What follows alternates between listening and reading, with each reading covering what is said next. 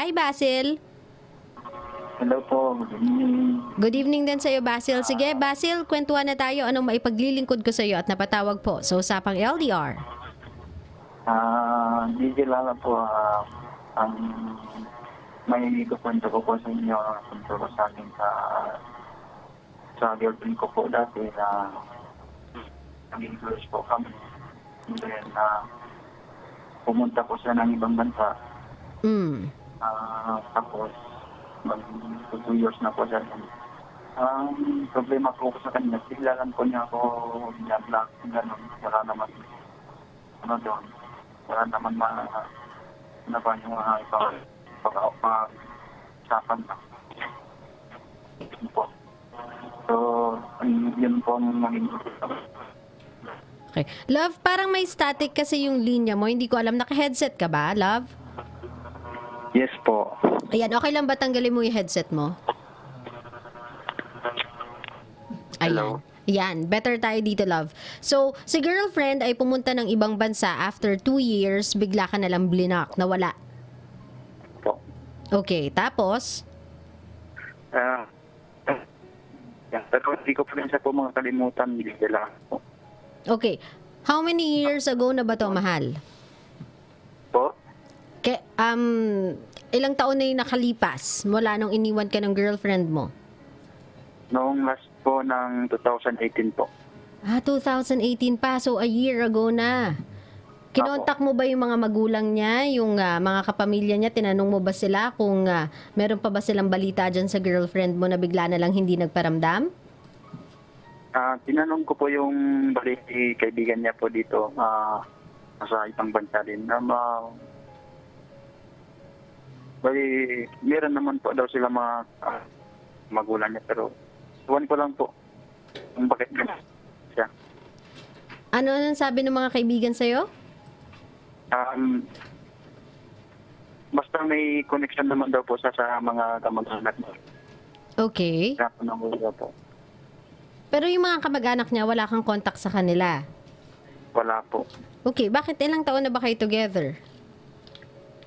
So, 2 years na po, ma'am. 2 years na po kami umalis ng abroad. Bakit parang wala kang contact sa mga magulang niya or sa mga pamilya niya kahit 3 years na kayo? Wala po. Bakit? Ganito po yun kasi dito lang po kami magkakilala sa Manila. Okay. Probinsya po na sa Zamboanga. Okay. O ano naman ngayon, di mo sila in-add sa Facebook? Hindi mo man lang silang nakausap sa phone kahit kailan? Hindi po. So hindi ka talaga nila kilala? Pero kilala ko na naman po yung mga nila, yung mga kamag-anak nila. Pero yung problema ko doon po, ma'am, kasi ang ko po, habang nandito po siya siguro mga 1 year po, ako po yung nagagastos sa kanya, lahat-lahat po, bago siya umalis. So nagulat ka na lang nung pag-alis ng girlfriend mo, bigla ka na lang hindi pinansin, di ka na lang kinibo, blinak ka pa. Apo. Okay. So ngayon, ang problema mo lang is hindi ka pa kasi makamove on. Hindi. Ano po? Hindi lang. Ano pong dapat kong gawin doon? Actually, Basil, wala na. Kasi 1 year na yun eh. Kung gusto talaga ikaw kontakin ng tao, kung gusto niya magparamdam sa'yo, hindi mo na kailangan maghintay ng taon. Baka araw pa lang yung hinihintay mo, magpaparamdam na yun sa'yo. Ang hirap kasi hanapin ng isang taong ayaw magpakita, di ba? Ang hirap namang suyuin ng isang tao na ayaw magpasuyo. Ang hirap habulin ng isang taong pilit tumatakbo palayo sa'yo. So, wala ka na talagang magagawa doon. Now, if you are asking for explanation, it's something that I cannot give sa'yo. Hindi ko yun maibibigay sa'yo kung ano explanation ng girlfriend mo. I can only assume na si ate girl ay, I don't know, nakahanap ng someone new. Si ate girl ay, I'm so sorry, pero baka ginamit ka lang noong mga panahong walang-wala siya. Tapos nung nakaalis siya, nung nagkaroon siya ng pagkakataon na ayusin na yung buhay niya, iniwan ka na niya kasi hindi talaga genuine yung nararamdaman niya para sa'yo. Kumbaga, masakit mang tanggapin, masakit man yung katotohanan, wala tayong ibang choice kung hindi namnamin yun, tanggapin yun. Pero you have to move on with your life. Kailangan mong ipagpatuloy yung buhay mo. Hindi mo kailangan mabuhay sa nakaraan. Kakahintay sa kanya or kakaisip kung bakit niya ginawa yun sa'yo.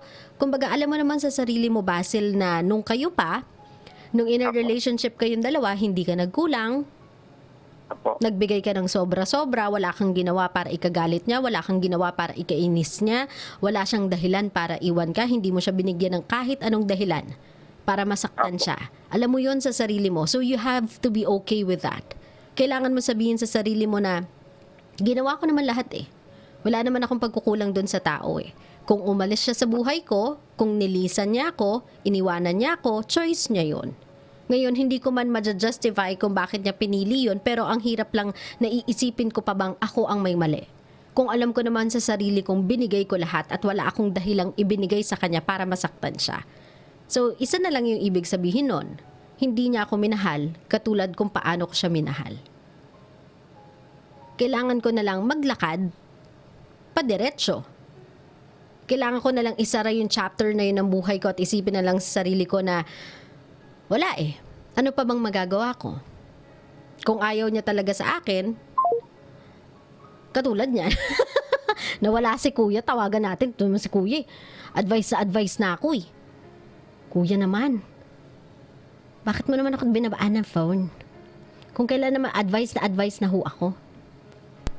Ayan, balik po natin siya sa ere ah. Try natin baka andyan pa siya. Pero kung wala na siya, nga ganyan. Kain bubog. Wait lang, hinihintay pa natin si kuya. Ayan, ayan. Ayan, kuya. Hello po. Sige.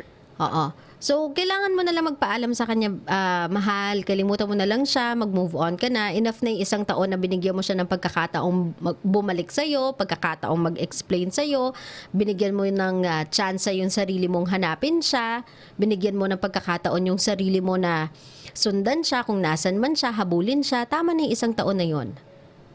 Right now, wala ka na talagang ibang magagawa kung hindi kalimutan siya, tapos mag-move forward. Naiintindihan mo ko, love? So, Ngayon, kung meron kang gustong sabihin dito sa babaeng to, bilang iniwan ka niya ng walang kaabog-abog after everything na ginawa mo para sa kanya, kung meron kang mga salitang hindi niya nagawang marinig, anong gusto mong sabihin sa kanya? ang sabihin ko na lang po sa niya, sa kanina, narinig man niya o hindi, check Kuya Chappy, ha? na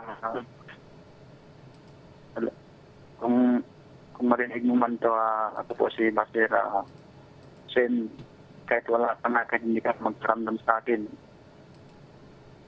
ano mo, hindi ko pa rin kaya kumutan ka, saka hanggang ngayon, mag-1 year na po, hindi pa rin ako, hindi ko pa rin kaya magkabubod sa iba. Kasi, mahalaga ka para sa akin. Pero ginawa mo sa akin, gano'n ka. Yun lang po. Love, ayoko na marinig yung salitang hindi ko kayang kalimutan ka, ha? Kasi imposible yan, mahal eh. Kaya mo. Lahat ng tao kaya makalimot kung gugustuhin nila. Kung sisimulan nila. Kung sila mismo ang gagawa ng paraan para mag-umpisa. Kakayanin yan. Naiintindihan mo ko, mahal? Yes, po, mahal.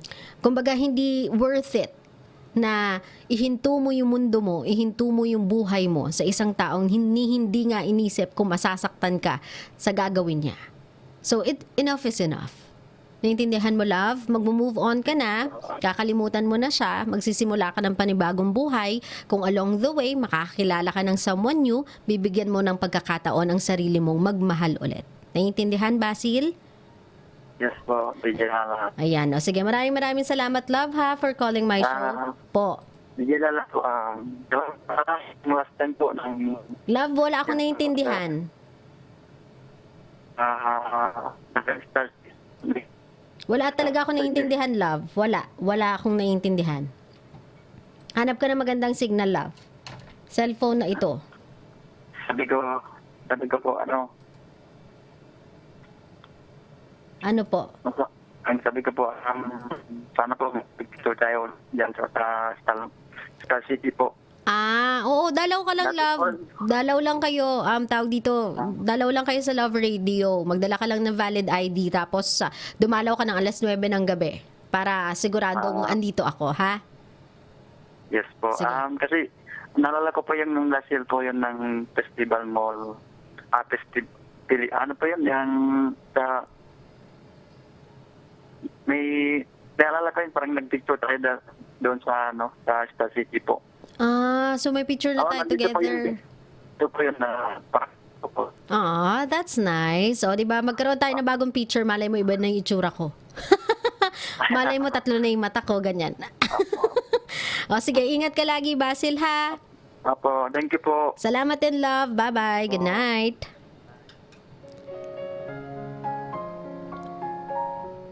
Nakakaawa lang yung mga taong ganito, no? Yung mga taong wala namang ginawang kasalanan, nagmahal lang sila talaga ng sobra. They are loyal to a fault. They wanted to make it work. And then makakatagpo sila ng mga taong naglalaro, manggagamit, mga taong ewan ko kung asaan yung konsensya, pero yung halata mong kukunin lang yung benefits na pwede nilang makuha doon sa isang tao, tapos iiwan na lang basta-basta. Nakakaawa lang kasi yung mga tao na alam nyo naman pong hindi nila, alam mo yun, pinapatubo yung pera kung saan-saan, di din naman nila tinatai yung pera. Pinaghihirapan po nila yan eh. Biruin mo, tinulungan ka niya para makapag-ayos ka ng papel, makapag-apply ka ng kung anik-anik, para makaalis ka ng bansa, magkaroon ka ng magandang buhay, mabigyan mo ng magandang bukas yung pamilya mo. Tinulungan ka ng tao from ground up, tapos ito yung ibabalik mo sa kanya. I know sometimes na we can do stupid things out of need. Alam ko din na kapag tawag ng pangangailangan, minsan nakakagawa tayo ng mga masasamang bagay. Pero I just hope na meron kayong kahit konting decency, kahit konting konsensya, na sabihin na lang dun sa tao na I'm so sorry for doing something like this to you. For doing this to you. For using you. I know you can never forgive me, but please know, hindi ikaw yung nagkamali dito. Ako yung may mali. Walang kulang sa'yo, nagamit kita, ako yung masama. Have some decency to do that to a person like that. Maawa naman kayo, minahal kayo ng totoo ng tao eh. Wala din naman yung tao kung tutuusin, pero lahat ng meron siya ibinigay sa'yo kasi sabi nga niya, mahal ka niya. Tinutulungan ka niya. Gusto niyang umangat ka sa buhay. Hindi ko po alam kung anong klaseng konsensya meron kayo.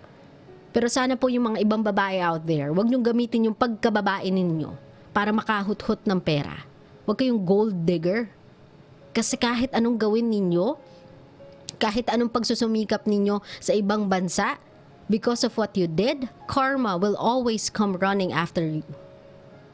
Hindi man sa inyo, sa pamilya ninyo, sa love life ninyo, karma is in every and all sort of forms. Darating yan sa inyo. Just wait for it, ate. I hope na na-enjoy mo na ngayon yung buhay na ipinagkaloob sa iyo ng isang taong niloko mo. Enjoyin mo na yan, ate. Kasi karma will come running for you. Come running after you. At syempre, dito sa mga kabisya nating naloko, nagamit, we just have to be wiser. We just have to be smarter. Let's just use the lesson we've learned dito sa experience natin in order next time, hindi na tayo basta-basta maloko. Hindi na tayo basta-basta magamit. Hindi na tayo basta-basta maiwan ng mga tao na kinukuha lang kung ano yung magagamit nila, kung ano yung mabe-benefit nila from our kindness. I hope we've learned our lessons so that next time, pag nagmahal tayo, hindi puro puso. Gagamitin natin ng utak.